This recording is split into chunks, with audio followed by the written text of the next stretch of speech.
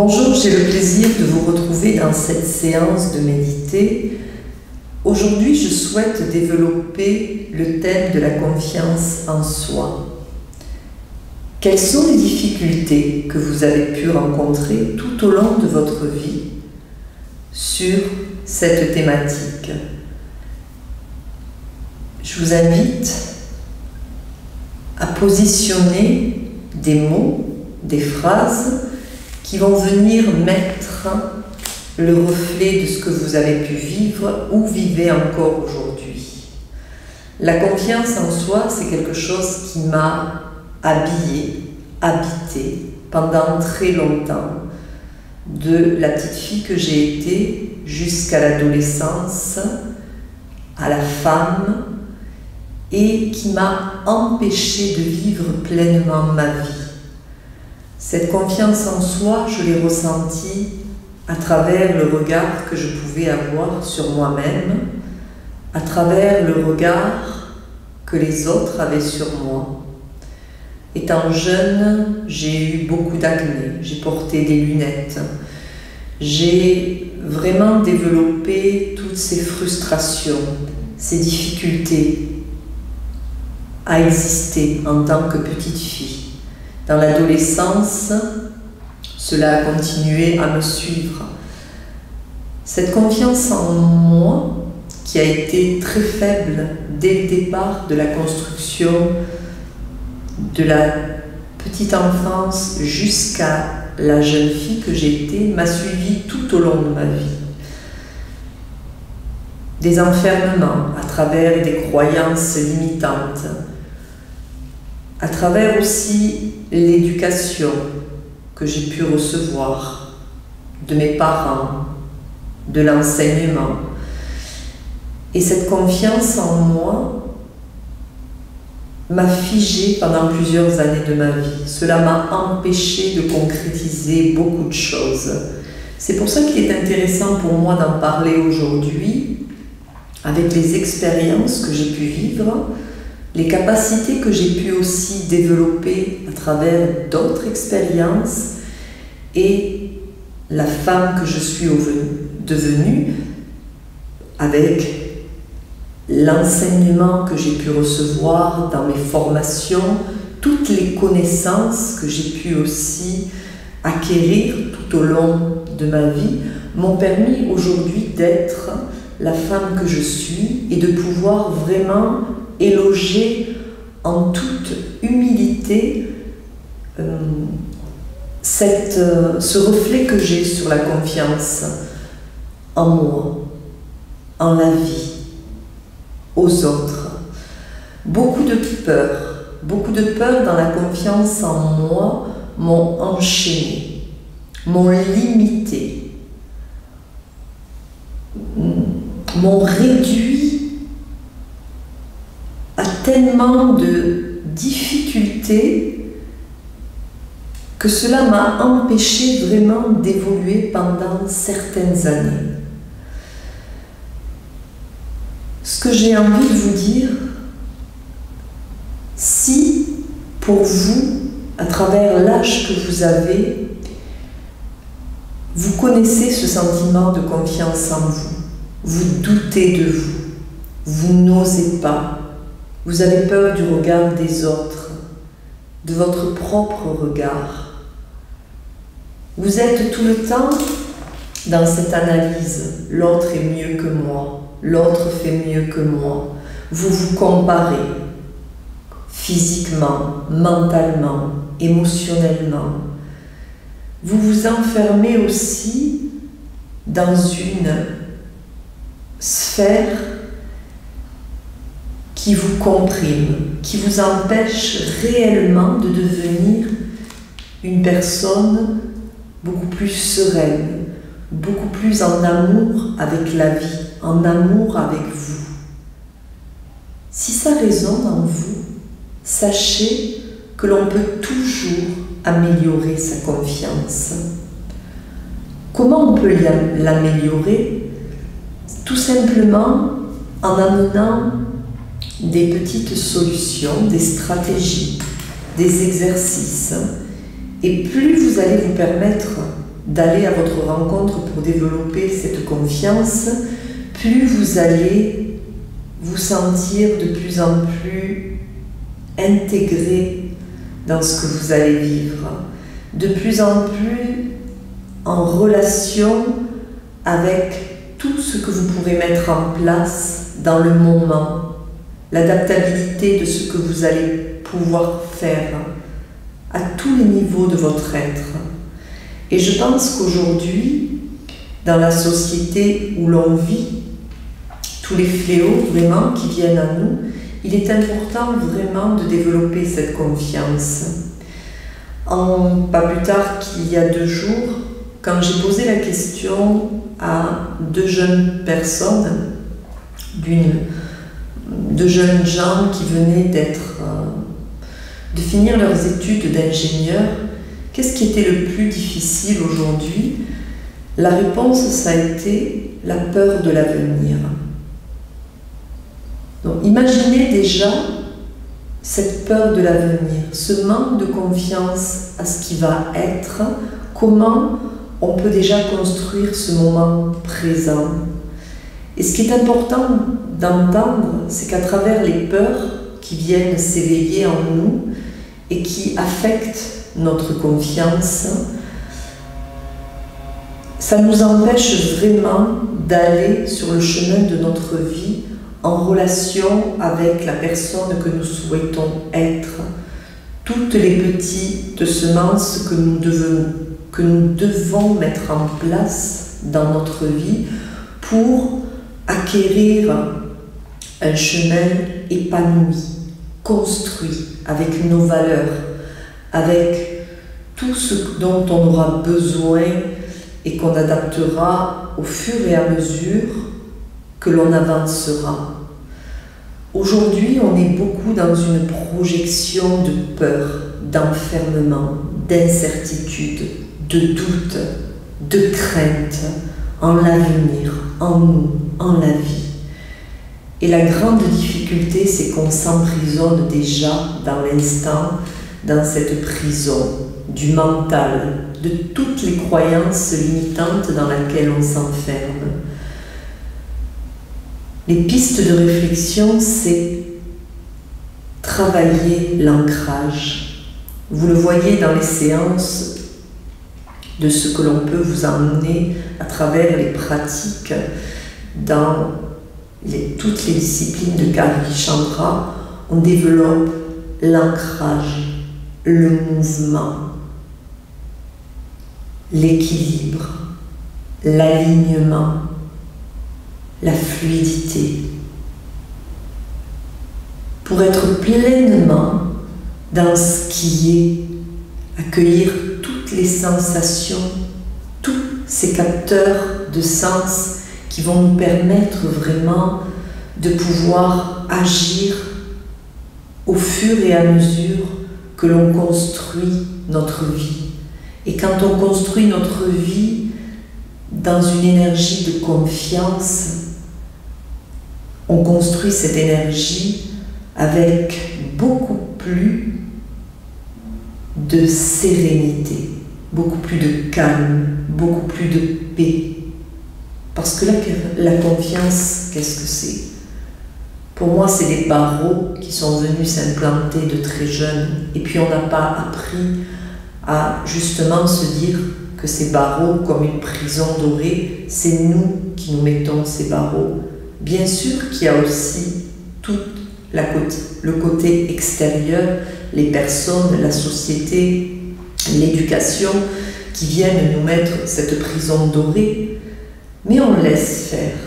Et on manque de connaissances justement pour aller au-delà de ces barreaux et se dire qu'on a en nous un potentiel et des capacités où l'on va trouver des ressources, où l'on va être amené aussi vers la connaissance de personnes qui vont nous aider à aller sur ce chemin. Il y a aussi ce côté ignorance. Plus on est ignorant de ce qui pourrait être bon pour nous, plus on continue à avancer en mode pilote automatique dans notre vie. Quand on devient acteur de notre vie, on est conscient de toutes les démarches, de tout le rôle qu'on a à jouer, de tout ce que l'on va pouvoir mettre en œuvre sur cette scène qui est notre vie. La confiance en soi, c'est quelque chose qui va monter, descendre. Une personne me disait l'autre jour, pour moi, quand je suis dans la clarté de ma confiance dans laquelle je suis et que je vis, je me sens épanouie et je me sens bien. Et puis il y a une autre personne qui disait, mais cette confiance, elle peut être vite chamboulée sur le moment. C'est tout à fait ça.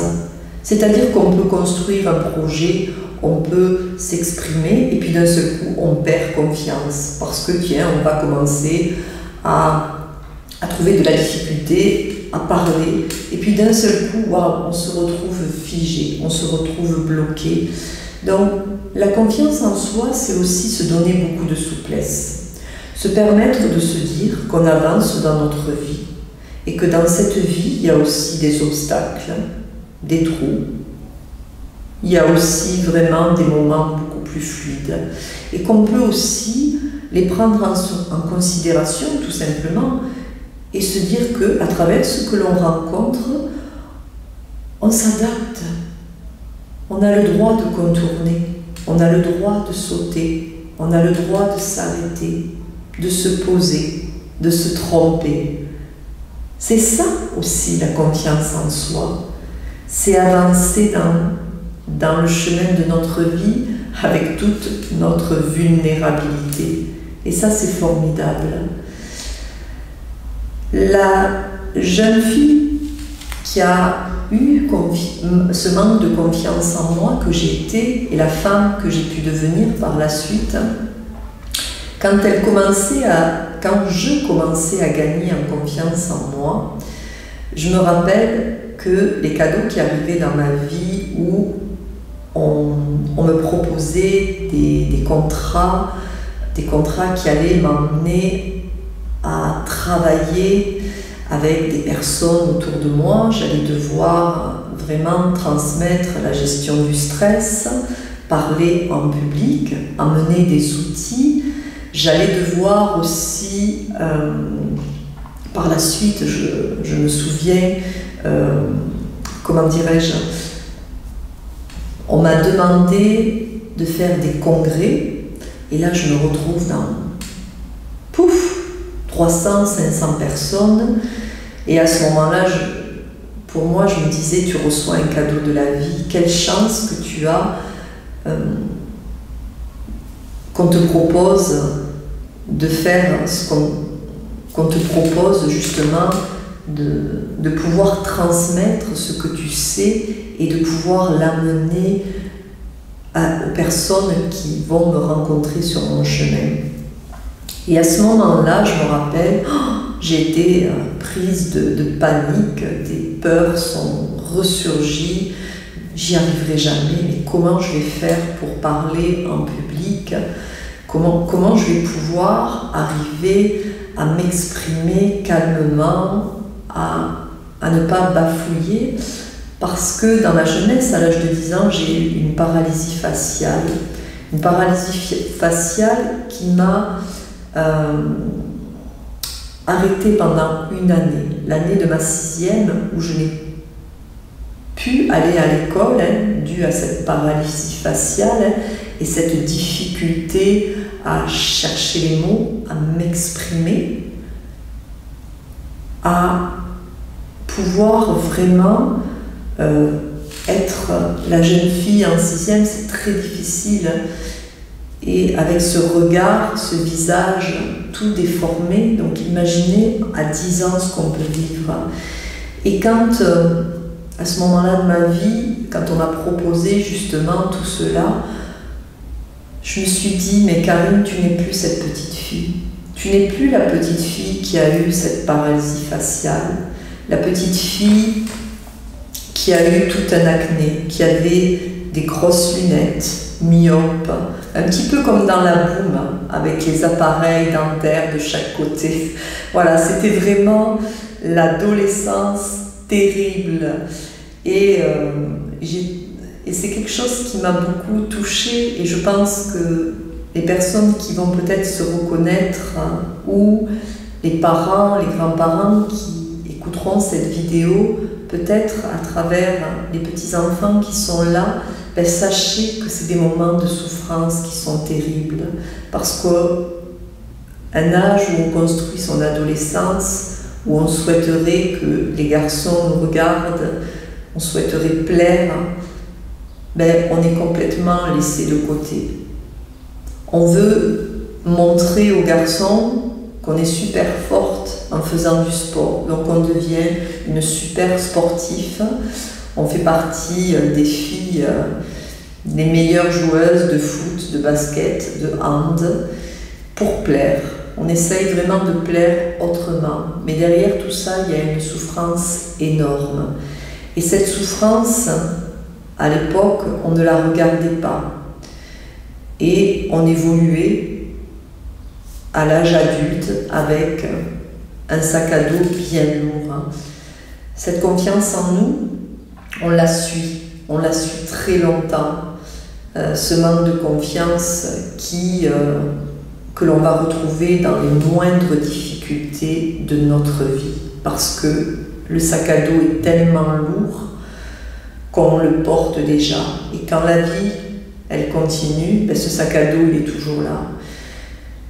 Et puis un jour, on décide de poser le sac à dos. Parce qu'il y a des choses à changer. Et pour changer certaines choses, il est important de laisser se vider ce sac à dos et d'oser reconnaître que cette confiance en nous, elle nous a pompé toute l'énergie de notre vie. Elle nous a enfermés. On a porté des masques. On a créé une souffrance très très difficile. Et on doit le regarder. S'apitoyer, pour moi, aujourd'hui, c'est pas la peine. Ce qui a été, a été. Par contre, aujourd'hui, et depuis quelques années, c'est se dire, qu'est-ce que je peux faire? Qu'est-ce que je peux faire pour m'amener une confiance en moi que je construis? Je dis bien que je construis, parce que je repars de zéro. Et c'est ce que tout être humain a besoin de faire. Quand on veut travailler la confiance en soi, on va développer des capacités dans son corps, dans son mental, dans ses émotions. On va créer vraiment la meilleure version de soi-même pour être pleinement confiant dans sa vie de tous les jours, dans tous les étages, je dirais, de son être, pour être complètement en accord avec ce que l'on souhaite transmettre dans nos vies.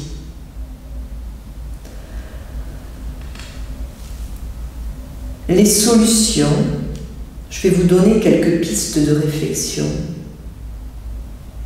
Apprenez déjà à reconnaître votre manque de confiance, d'observer et d'accueillir à quel moment vous avez cette confiance qui diminue, à quel moment les peurs arrivent, les doutes, les incertitudes, les enfermements.